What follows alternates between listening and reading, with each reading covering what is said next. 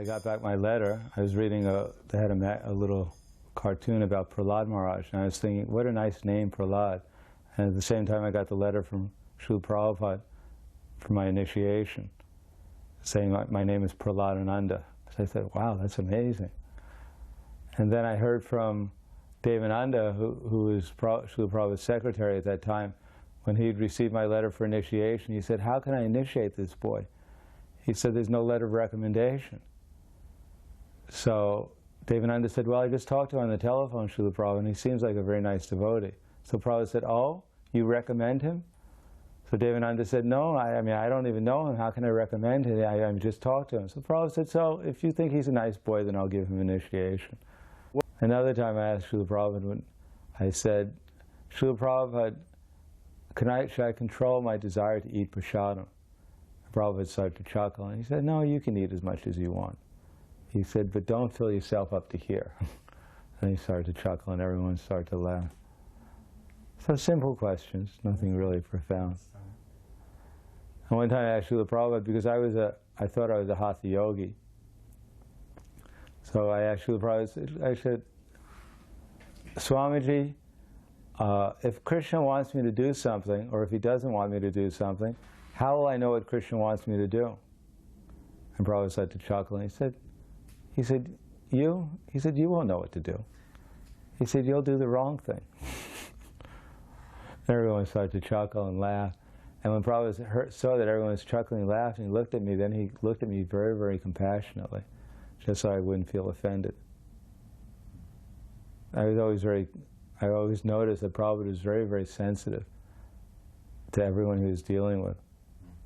And one time I was there in a conversation with the person who had invited Rupanuga to come. His name was Dr. Lal. He was an Indian, but he was a Mayavadi. He had asked the devotees to open a center there, and Rupanuga came up and opened a center. But this Dr. Rao was never very surrendered. And I saw how Prabhupada preached to him, very, very simple. He was saying that Krishna,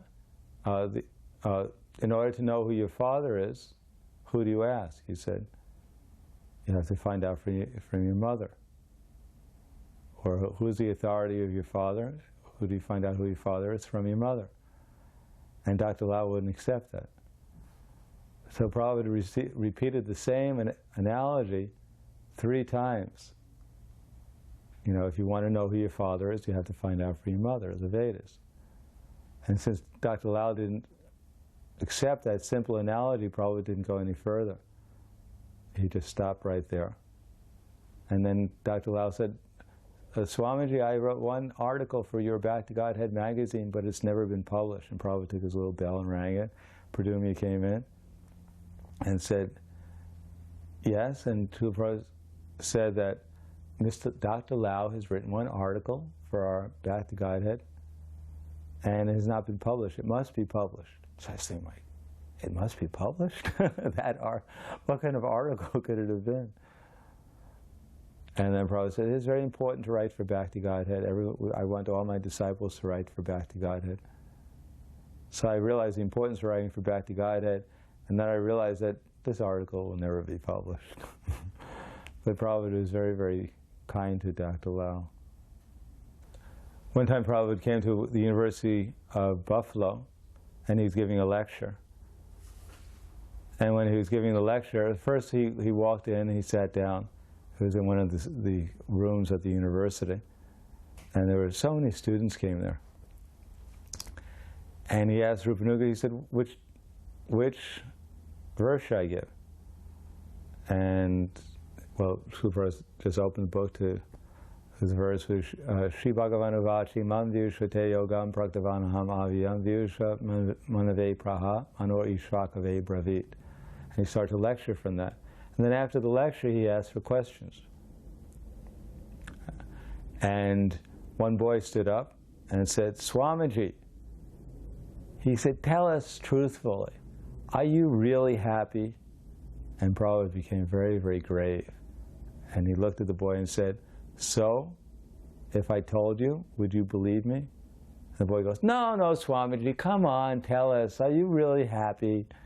And so Srila Prabhupada looked even twice as grave, looked in the boy's eyes and said, "If I told you, would you believe me?" "Oh, come on, Swamiji, just tell us, are you really happy?" And then Prabhupada had this beautiful smile on his face and said, "Yes, I am very happy." And everyone goes, "Jai Prabhupada!" And then this boy, his big grin on his face turned into a big frown, and then he sat down. The devotees went, "Jai!" So Prabhupada could, just by his smile, defeat someone. We had one engagement at the University of Buffalo. There was the University of Buffalo and Buffalo State University. So we went there, and Brahmananda Prabhu was there, and there was one priest in the audience, and he was saying that he had practiced silent meditation. So Prabhupada's answer is that silent meditation is not for the sage. Oh, right before the lecture, I remember Prabhupada was saying, he introduced Brahmananda. And he said, "This is Brahmananda Das. He's one of my senior members of our movement, one of my advanced disciples." So that was my introduction, how to praise the devotees. Although at that time a senior devotee meant that one was in the movement for maybe 2 years or 1 year or 3 years. But I was saying that Prabhupada was actually praising his disciple in front of all the audience and all the other devotees. I was very impressed by that. And Srila Prabhupada was riding in the back, in one car, and I was riding in the front in another car. So on the way back, every time the car would pull up and I'd see Srila Prabhupada, I'd pay my obeisances. So I don't know how many hundreds of times I paid my obeisances to Srila Prabhupada on the way back. But when I saw Brahmananda Prabhu, he said, "Yes, and Prabhupada, he saw you kept on paying obeisances," and he was chuckling. He thought it was quite amusing. I remember one time that my mind was wandering, because I was absorbed in a type of yoga meditation. And Prabhupada looked at me and said, "Our process is bhakti, not yoga, not meditation." So I was shocked. I was quite impressed by how Prabhupada was quite receptive. Even one time Prabhupada was giving one lecture at the university there. He was talking, he said, "In Brahmananda, he's told us that these young boys and girls, they take off their clothes and they go in with the pigs there." And immediately, after hearing this, going to where my mind was at, I became a little disturbed. And then I saw Prabhupada. He saw that some of the devotees were a little disturbed by what he was saying, and immediately changed the subject and went on to something else. So I was noticing how sensitive Prabhupada was when he was talking to people, and how, according to their reaction, how Prabhupada would speak. And then at the end of the lecture, when Srila Prabhupada was leaving, one girl approached him and said, "What is the difference between TM and Krishna consciousness?" And Srila Prabhupada said, "Krishna consciousness means we chant Hare Krishna, Krishna Krishna, Hare Hare, Hare Rama, Rama Rama, Hare Hare." That's all he said. So I was realizing that preaching didn't mean that necessarily one had to go into complete analysis of the person's personality or attack anyone, but one could preach very simply and be very effective at the same time. And one time Satsrupa Maharaj was going over some of the different devotees who lived at the temple, and then Prabhupada said, and asking him, telling him what they were doing. And Prabhupada said, "Devotee? Well, devotee means they're first class. If they're a devotee, then they're first class." In other words, rather than analyzing the different personalities, Prabhupada just said, "Oh, they're a devotee, they're first class."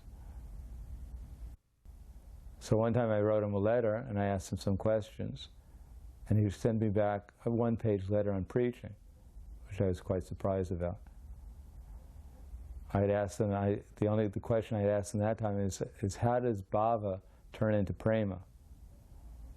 Because I was one of these devotees who felt that they were much more advanced than they actually were. We had the Nectar of Devotion. It was a Bhakti Rasamrita Sindhu by Ban Maharaj. So Srila Prabhupada told Rupanuga Prabhu that he could only read the purports, but he shouldn't read the translations. Because the purports were all by Srila Jiva Goswami, most of them, or Vishwanath Chakravarti Thakur.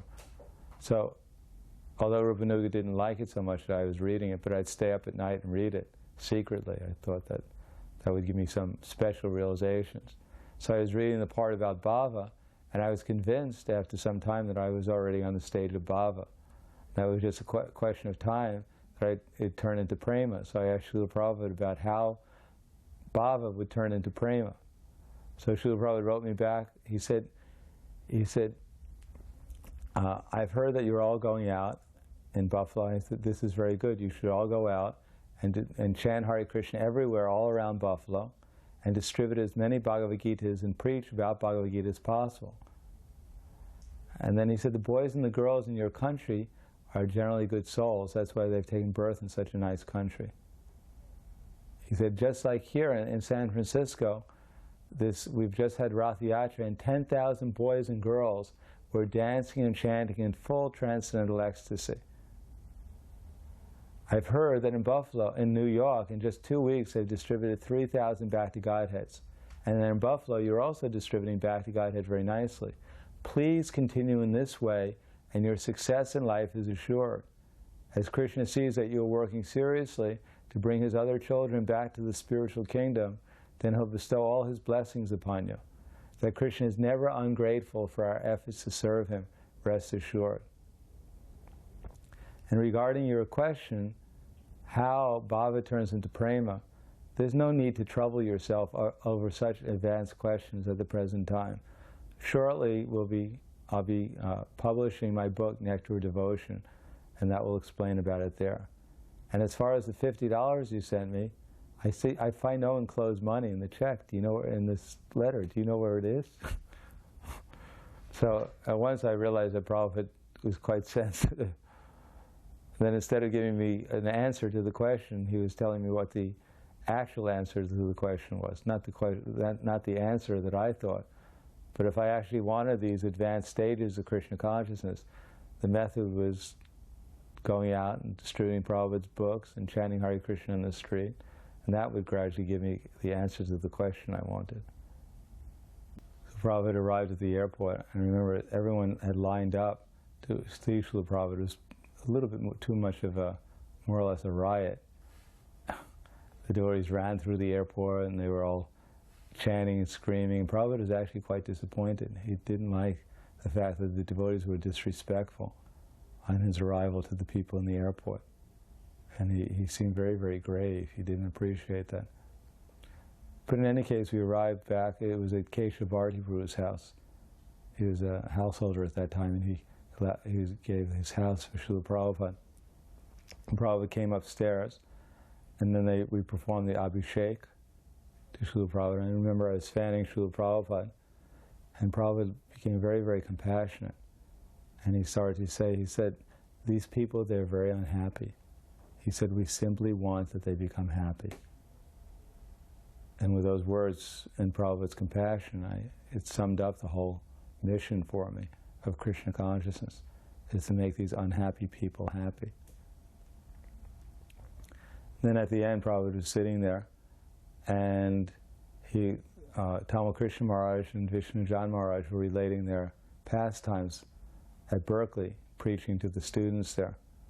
And they had said to Srila Prabhupada, he said, yes, we had one problem from the vendors there, because we were giving out free prasadam to the people there. And they became envious, and they filed a petition to the police chief, saying that these people are giving, they're creating disturbance by giving out, without a license, so much food. So then we got a petition from all the students, and we presented it. So many thousands and thousands of students had signed up, asking for a free, for our food. And we presented it to the police chief and said, so who is better? These thousands of signatures or these few signatures of the vendors? And the police chief had to admit that these few signatures were not as good as these thousands and thousands of signatures. So he said that was all right. And then he said that these vendors became very envious and they attacked us. And Vishnu Jan Maharaj and Tamal Krishna Maharaj, they took their dandas and defended the devotees. And Prabhupada thought for a few minutes, very thoughtfully. And he said, yes, wherever Chaitanya Mahaprabhu's movement is, there will be victory. The devotees went, Jai Srila Prabhupada. And Jayananda Prabhu walked in. He was working on the Rath Yatra carts, and he fell asleep in the back there. And the devotees started to disturb him. And Prabhupada said, no, stop. He's doing more work than all of you. And at the end, when we were leaving, Prabhupada, they brought in this huge bowl of fruit for Srila Prabhupada. And I thought, wow, we're going to have a big feast now. And Srila Prabhupada started to take prasadam, the fruit, different things, and offer to the devotees. And he gave me a strawberry. And he looked at me and said, don't eat very much at night. The deities, they, somehow or another, one of the Madhajis, Nanda Kumar's wife, she had stripped the paint off the deities and was going to repaint them. And Prabhupada said, who told you to do this? And she said, well, I talked to Bhadraj. He said, Bhadraj? Who's Bhadraj? He said, what? And then she was shaking, and he said, who's Bhadraj? He said, I'm your spiritual master, I'm right here, why didn't you ask me? And she was shaking, she ran out of the room crying. And then, you know, it was like doubtful whether they were going to install Radhakala Chandri. And then they discovered they can get some quick drying paint, so then they painted the deities, and Srila Prabhupada did the installation. And I was amazed how expertly Prabhupada was like directing everyone. And then Prabhupada did the arti after he personally did the installation, the sacrifice. And then he did the arti to the deities. And the whole room was so blissful. Shri Radhakala Chandri and Srila Prabhupada was giving so much mercy. The whole room became just like Vaikuntha. I remember one time he was giving darshan, or this was before class, all the Gurukul students were reciting different verses. And they were all citing the Bhagavad-gita. There was one little devotee named Smaranam, Krishna Smaranam. He had a very good memory. I was also memorizing the Bhagavad-gita, although I wasn't part of the temple, because if you knew the whole chapter of the Bhagavad-gita or the chapters that they had studied, then they'd give you a whole Maha plate. So I was trying to keep up with the Gurukul students so I could get a Maha plate also when I visited there. So Krishna Smaranam, or maybe it was Leela Smaranam, I can't remember the little boy's name. He was expert at reciting, so he recited so many verses from the Bhagavad-gita. And I thought, wow, this is fantastic. But Prabhupada looked at him and said, so what is the translation? I said, I don't know. He said, no, this is useless. They must know the translation. So then I realized, yeah, I also have to know what it means. It's not enough to be able to parrot the words. At one time he said that, he said, margin, these people are so foolish that they don't know that sometimes in margin they put some kind of, I forget the name of the chemical. He said, but this is actually just stool, potassium phosphate. He said, sometimes they get this from stool, and they think margarine is better than butter. He said, people are so foolish. And that night, we all watched Prabhupada's arrival, because it was on television. And the television cameras came, and when Prabhupada arrived at the airport. And then Pradumya came back, not Pradumya, Purushottam came back, and said that Prabhupada, before he took rest, he just stood in front of his bed and then fell back on his bed. And he rolled over and went to sleep like this. And before he went to sleep, he said, I pray to Krishna every night to please protect me from Maya. And then he went to sleep. Je anilo